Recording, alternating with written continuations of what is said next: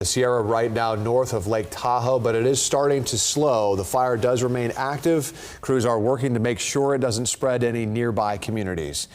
The Bear Fire sparked yesterday, and it's forcing evacuation orders. This fire is burning in Sierra County near the community of Sierra Brooks.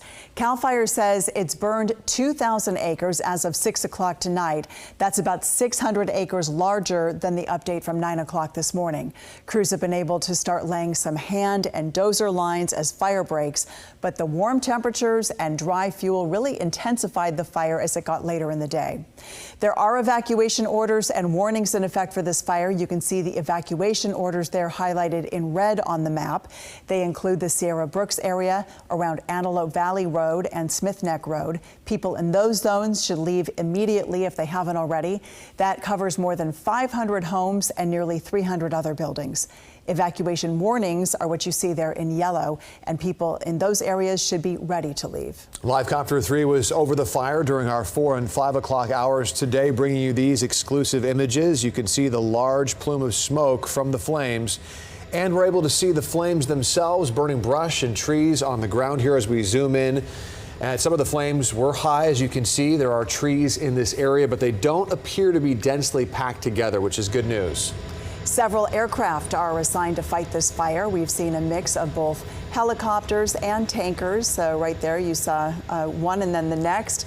We know that those aircraft have been releasing retardant, so that is very different from what they're doing on the ground, building containment lines. But with the retardant, they can really slow the growth of the fire, and they're so strategic about exactly where they place that. So again, releasing retardant to help slow the flames. And we can also show you a look at just how close communities are to the fire. In some areas you can see homes not overly far from where the flames are, which gives you a real sense of why they have ordered a pretty big area under evacuation orders and also warnings.